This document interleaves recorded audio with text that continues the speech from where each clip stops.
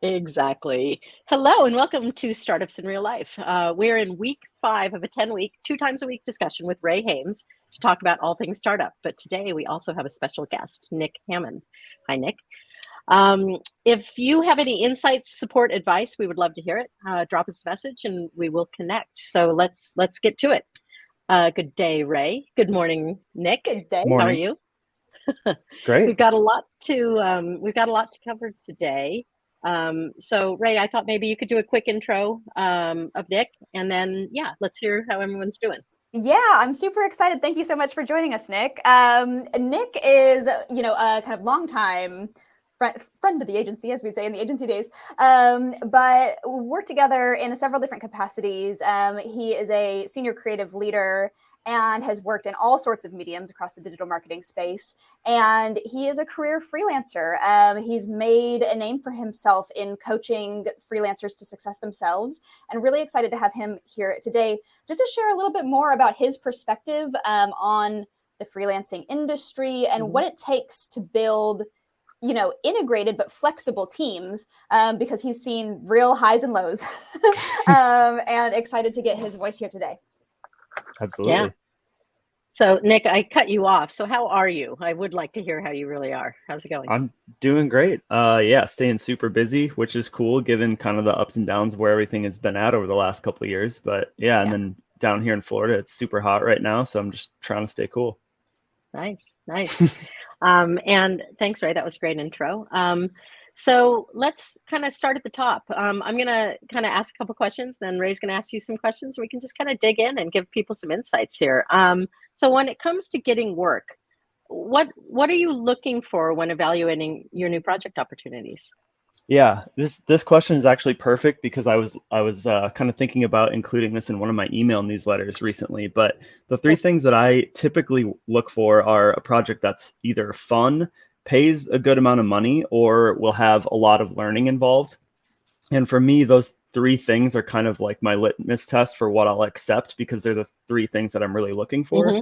And over time, I've kind of learned that I tend to like projects more if they're siloed to one of those three. I don't usually like them if all of them are combined because what happens with me, and I'm not sure if this is the same with other people, is if I find one that has all three and then it starts to go downhill, it kind of starts to make me question everything else going on. And I'm like, why is all this happening?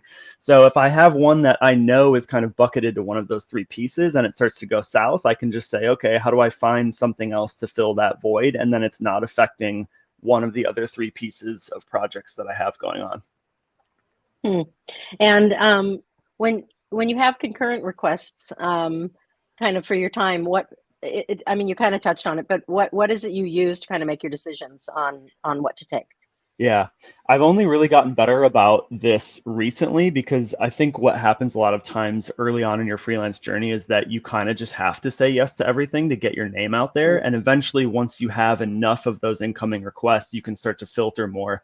And so, to be honest, I've only really gotten to that point within the last few years to be able to get, filter out on my end versus just saying yes to everything. So, yeah, like I mentioned, I prioritize either fun, money, or learning. Um, and then I kind of evaluate based on those three. If a new project seems like it has the potential to be more like either more enjoyable or pay more money than something I already have, I'll kind of start to think about, okay, what is the chance that the new project versus the old one that I'm currently in Mm-hmm. has the chance to be more consistent long term? Um, for me, where I'm at in my career now, I've been through enough other projects and enough kind of up and downs with different startups and larger to smaller companies that I know that I really want to focus on things that are more consistent. And so for me, that's kind of the secondary filter is like, is this going to stay around longer term for me? Because I know that if it is, I have more of a likelihood of being able to kind of get into the nooks and crannies and affect real change versus having something flare up and then all of a sudden putter out and not be able to help someone to the degree or depth that I want to. Right. One of the things that I'll add to that I found in mine is making sure that this client has worked with enough people like us that and has a real budget in place so that it isn't that they just get started and then get gun shy and back away, or so looking at the experience the client has too, I think is also an important piece. Yeah. Absolutely.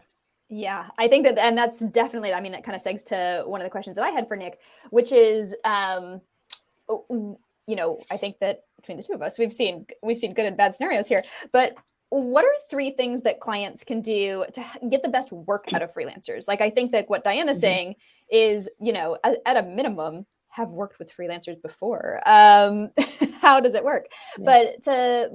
Yeah. But from your perspective, to have kind of a successful ramp up into a project and to be really utilized well long term, what does that look like coming into a project? Yeah, I think the first that I tend to look for is like better timelines and standards around project management. Because I think a lot of times what I've seen recently within the last 5 to 10 years is that the project management end of things ends up falling on the freelancer. And while I think that that's something that you can use as the talent to kind of better yourself in the marketplace, I do think that a lot of that also can fall on the client. And so knowing where they stand on what processes are in place to make sure that that work goes smoothly is a pretty big deal because, like Diana said, if they've worked with people in the past, you can usually kind of get a feel for what level they've been involved previously and how that's going to go. And then to piggyback off that, another one would be having more of an open kind of process revolving around collaboration. I think a lot of times clients tend to see a freelancer as being like the key that's going to come in and suddenly unlock all this stuff. And it's like the real juice and tangible, moves forward come out of being able to ping pong ideas off of each other. And so seeing that as more like, I'm going to be wrong and you're going to be wrong, and vice versa, you're going to be right, I'm going to be right about things, and trying to figure out how does that relationship work over time is really kind of a big unlock instead of seeing one person as being the thing that's going to really like move everything forward. And then the other thing too is either paying on time or ahead of time. I think a lot of clients forget that in a relationship, if they're consistently, let's say they're saying I'm paying on net 15 or net 30, and then you're not getting paid for 2 to 3 months after that, what's the likelihood as a talent that you want to continue doing business with that person when you've front loaded all your time and now you're having to wait to actually see that show up? It's like, even in a real business, it's impossible to work with vendors that are paying, willy-nilly on different timelines. So as a freelancer, you're in the same boat. Yeah, definitely. And that's a real piece about making freelancing sustainable for yourself, is keeping that standard. Absolutely. Yeah. And it stinks because, if you have a few clients and you're not necessarily having enough requests coming forward, but someone's not paying on time, you have to start to weigh the balance between, how hard can I kind of uphold this boundary versus, can I go to someone else that maybe can take the place of the person that's not treating you as well? Right. I think another tip I'll throw in there is, from the very beginning of any consulting gig I do, I have always made sure that I know the people in finance on a first-hand basis. And if, back in the day when people used to actually see each other in person, I would always like bring donuts every once in a while, or bring this or bring that. So, I mean, they knew me, and I, if I pinged them and just said, hey, do you know what's going on with this? They would just, off the record, tell me what was happening. So that's smart. I would do something kind of similar, only in more of like a passive way, where if I was using QuickBooks or something, I would like send out like a reminder for the invoice and be like, oh, sorry, it's the system sending the thing out, not me. When in reality, I'm like on the back end being like, help, send every 2 days. Yeah. Yeah. That's good. Yeah. But squeaky wheel gets the grease. Yeah, and it's true, but doing it in a kind way, I think is also an important. Anything else, Rae, on your side before I kind of jump into another one? No, I think that that's a good one. I think that it's so interesting from a high level, looking at the broad hiring landscape right now. Like, nobody can really decide if it's an employer or a talent market right now. And I think that one thing that I've seen, like, for freelancers to feel there's some degree of inherent security here, is like knowing your go no goes. When you start to evaluate a client opportunity, when you start to get on board, having those boundaries set. And I do think that that's something that comes with experience, but I think that that is a big piece that helps freelancers weather a lot of the instability that's out there. I think too, to that point, it's knowing what your goes and no goes are, but also having some sort of pulse on the market and where things are at. Because I think where things can get weird is like, saying these are my boundaries and I'm going to stick to them no matter what. But if the market is not allowing you to do that to a certain degree, you also have to kind of be flexible to know what you can and can't push on with where a client's at too. Yeah. Yeah. I'm keeping your finger on the pulse, both, industry as well as what's going on with that client too. Like just be aware, Absolutely. be sensitive. Yeah.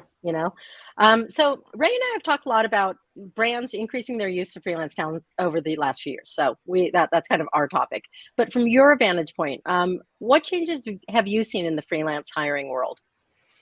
Yeah, I mean, it's been kind of wild because, on my end, it's more of the creative industry, but I have a good enough pulse on some other freelance stuff in general that's kind of outside of creative. But with where things were at with the tech landscape and seeing a lot of like downstream effects of the iOS update and a lot of these big tech companies being reliant on advertising, you started to see lots of roles get jettisoned off because they just didn't have the money to support them anymore. So because of that, I think I was seeing a lot more full-timers move to freelance. And what was happening is I was also seeing a lot more short-term projects popping up where it was like, hey, we just need you to come in and do this deck, or like help us with this quick thing that's maybe a week or two, versus these longer, more contract style types of roles. So I was seeing a lot of that happen. And also just an insane amount of leaning on a network for opportunities, because when all of these other things start to move and things are happening really quickly and someone needs you to jump in super fast, you don't have the time to put up an application to do a quick deck. And so it ends up being someone's posting on LinkedIn, hey, I need help with this thing, who's available, and you'll get everyone starting to tag other people in the threads. And so it's really started to lean so much more heavily on a network, especially with LinkedIn, compared to where I've seen it in the past. That's a good point. And what would you offer? I mean, I think you just did offer some of these, but what tips would you give people? And I think you answered it partially, but anything else you'd add? Yeah, obviously building the network, like you just said, and then along those same lines, just learning more soft skills and figuring out how to communicate better. Because really, once you get to that network level, it's all about humans and connection. And so, if you can't be articulate and understand how to, get the pulse on where a client's at, where the market's at, that whole thing, you kind of come in and feel to the person hiring as if you're not quite where you need to be, and it becomes so much less reliant on the work itself, because now they're filtering you through, okay, I have 20 people in front of me. The skill set is all pretty similar. What happens after that? Well, it turns into how can you communicate and sell your idea? And then how good are you at working with other people on an external team? I think the other piece is remembering to, for every ask, there's got to be 5 to 10 gives. It's just like you can't always take. In any of these network experiences, you have to show more of a point of service, I think, to everyone. In each of these platforms, you see the people that are pushing always, and it's just nice when you finally get that real kind of communication going. Yeah, totally. Absolutely. I will ask one last question for Nick. So, and this is like a kind of passion question more than anything else. What has the flexibility of freelance work opened up for in your life? Yeah, I'm going to ping pong off the first question too. So for me, it's been mostly learning. It's like everything from taxes to financial literacy, like marketing ecosystems, sales tactics, project management. It's like you end up getting into all these little nooks and crannies of, everything that has helped, like specifically as a designer. I think a lot of times we exist within this marketing ecosystem and then inside of a business, and you're kind of siloed into this little bubble that you don't see all this other stuff happening around you. And when you go freelance, those bubbles pop and you're immediately exposed to everything that allowed you to do what you did. And you're like, oh my goodness, there's so much other stuff happening. So yeah, it's been like just this crash course in everything else that you need to survive. Yeah, it's amazing. When I first went freelance, that was a very similar piece to my experience, where you know, I had been running a P&L before that. I had a decent amount of business experience going into my freelance like career. And even then I was caught off guard by how much more there was to learn. And to your point, you know, I think for the average, especially kind of, you know, on the junior side, creative mind, it's a lot to pivot and absorb, but it absolutely makes you stronger. And you know, makes you more durable as both a creative and like a general productive person, right? That can have some more opportunities to pivot as your interests change. That's a great point too. And I was going to say the ability to follow my interests has been the other key piece, because as you get kind of inundated with all this stuff, you're starting to pick out, okay, how can I, at a very baseline, just deal with all of it and have a working knowledge? But then you start to say, okay, I really like this thing over here and this thing, but these other pieces I'm not super into. And so it allows you to start to dig into other things that you weren't exposed to before at a deeper level. And I think that was the other thing that was really cool, is just being able to like realize that I really do like kind of using my creative brain and creativity to sift through more marketing insights and use that for data in a way that is actionable with creative work. And I think the mix of those two is super interesting. It is. Yeah. And I mean, I think, Rae, you know, you and I over the last 4 years or plus, you know, have been trying to figure out how do we help freelance talent make things easier for them as well as the client, you know. Which kind of takes us to kind of the wrap up piece of this of, you know, do you have anything kind of on Tamara's side that you wanted, you know, to give us an update on, or anything new coming for next week? Well, I think just kind of a week, you know, we're on Thursday. We've got a little bit of a week recap in our startup journey here. We've got our advisor roundtable this afternoon. So looking forward to getting the gang all together. You know, and as I mentioned on Tuesday, we've got some big asks for the team to help us move our pre-sales efforts forward, to help prep for our product launch that's happening in a couple weeks time.